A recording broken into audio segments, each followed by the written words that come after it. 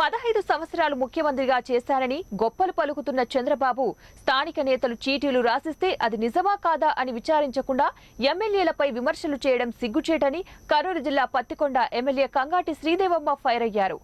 3 సార్లు చంద్రబాబు పాలనలో deputy CM K E Krishnamurthy చేయలేని అభివృద్ధిని చేసి చూపించిన ఘనత వైసీపీ ప్రభుత్వానికి దక్కుతుందన్నారు. పత్తికొండ మండలం హోసూరులో 10 కోట్ల రూపాయలతో పూర్తి చేసిన పనులను ప్రారంభించారు. 7.20 కోట్లతో హోసూరు నుండి మొలకవెల్లి నూతన రహదారి, 41.60 లక్షలతో నిర్మించిన 2 విలేజ్ హెల్త్ క్లినిక్లు, 48 లక్షలతో నిర్మించిన 2 రైతు భరోసా కేంద్రాలను, జలజీవన్ మిషన్ కింద 74 లక్షల రూపాయలతో పూర్తయిన ఇంటి కొలాయిలు, పన్నులు, అలాగే 60,000 రూపాయలతో నీటి సామర్థ్యం కలిగిన ఒక మంచినీటి ట్యాంకుకు ఎమ్మెల్యే ప్రారంభించారు.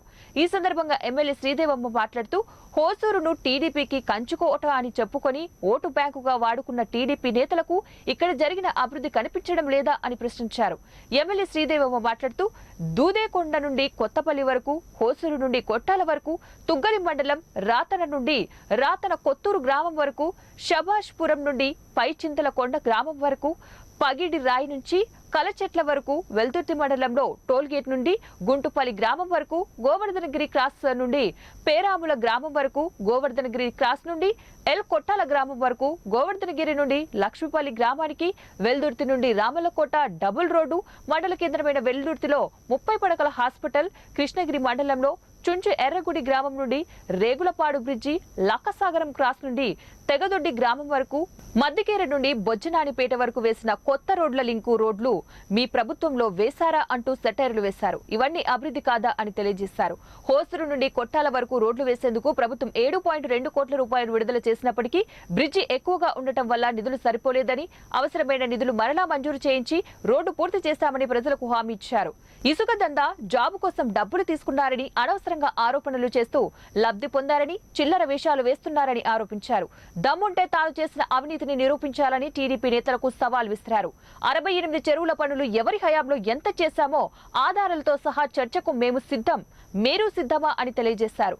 అనంతరం హోసూరు గ్రామంలో అప్పుల బాధతో ఆత్మహత్య చేసుకున్న రైతు తిక్కన్న కుటుంబానికి 7 లక్షల రూపాయల చెక్కును ఎమ్మెల్యే శ్రీదేవమ్మ అందజేశారు. ఈ కార్యక్రమంలో పత్తికొండ మండల వైఎస్ఆర్సీపీ పార్టీ నాయకులు, హోసూరు గ్రామ వైఎస్ఆర్సీపీ నాయకులు, కార్యకర్తలు పాల్గొన్నారు. చేస్తుంటే మా ఆయన అడ్డపన్నందుకు మరి ఒక దుర్మార్గ బుద్ధితో మా ఆయన మీద లేని పోనివి మరి మా ఊరు వాళ్ళకే తీసుకొని ఈరోజు చంపించిన వైనం మీ వాళ్ళది కాదా అని అడుగుతున్నారు. మళ్ళా అడ్డుపోయినా మరి మా బోయ సాంబశివుడిని చంపడం నిజమా కాదా, మీ దగ్గర మనం చేసినారా? ఒక్కసారి 4 ఏళ్ల 6 ఏళ్ల కంటే వెనక్కి చూసి 2017 2020 ఏం జరిగిందో ఒక్కసారి వెనక్కి తిరిగి ఆలోచన చేసుకో చంద్రబాబు నాయుడు గారని. ఇసుక గురించి మాట్లాడే అర్హత ఒక మహిళా ఎమ్మెల్యే పైన మాట్లాడావు. 3 సార్లు ముఖ్యమంత్రి అయి 40 ఇండస్ట్రీ తీసుకున్నాను. నువ్వు ఒక మహిళ పైన